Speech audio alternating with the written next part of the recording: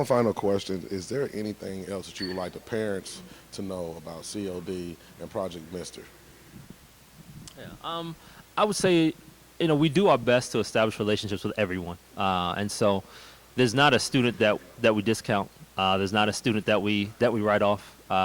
Myself and Percy Bland, we consider it an honor and really an opportunity just to believe in children. And it's really about teaching students what a brighter and a better future looks like. Students oftentimes have goals, say, hey, I want to be an engineer, I would like to be this, I'd like to be that. But at the same time, they don't necessarily always know how, right? To say I want to be an engineer, one of the facilitators said to a young man recently, we were out to eat and ran into a Project Mr. student, and he said, I want to be an engineer. And the facilitator said, he's like, saying you want to be an engineer is like saying you want to be a man. There's a lot of different types of men out there. What kind do you want to be? And so when I talk about students dreaming better, then it's like, oh, okay, dreaming better. All right, maybe looking a little further into that. What type of engineer do I want to be, right? What takes advantage of my opportunities? And so parents have a daunting task. I do not envy the job of parents oftentimes because it's hard to raise another human being, right? Because you do your best to pour into them and you don't know what's going to come out, right? It's a bit like Russian roulette sometimes, right? It's a bit like gambling. But I just try to encourage parents to say, hey, you have a vital and a wonderful opportunity with your child. And ultimately, they will model the behavior they see, right? And so before I spend 21 hours with them, or these facilitators and volunteers spend 21 to 24 hours with them, they will live in your house day in and day out. They will be taking notes from you subconsciously day in and day out. All of your actions, the good ones and the bad ones, they will learn from. And they should, right? That's what a family is for.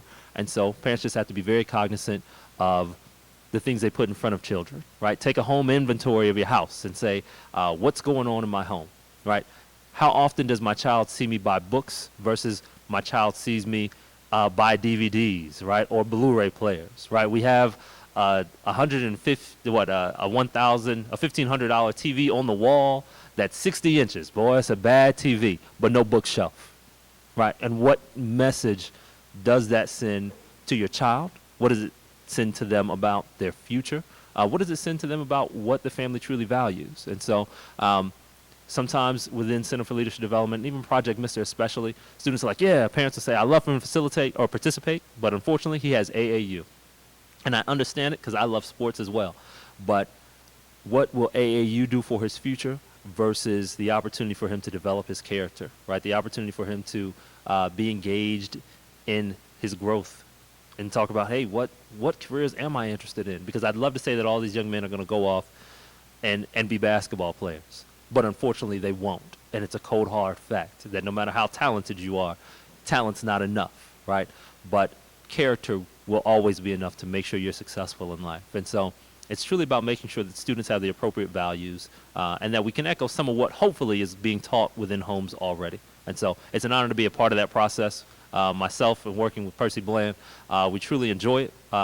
It's part of the mission that we feel like we have for life. It's not just something we do for Center for Leadership Development. It's just something that we do as men and as our responsibility. And so no matter where we're at, that's something we'll always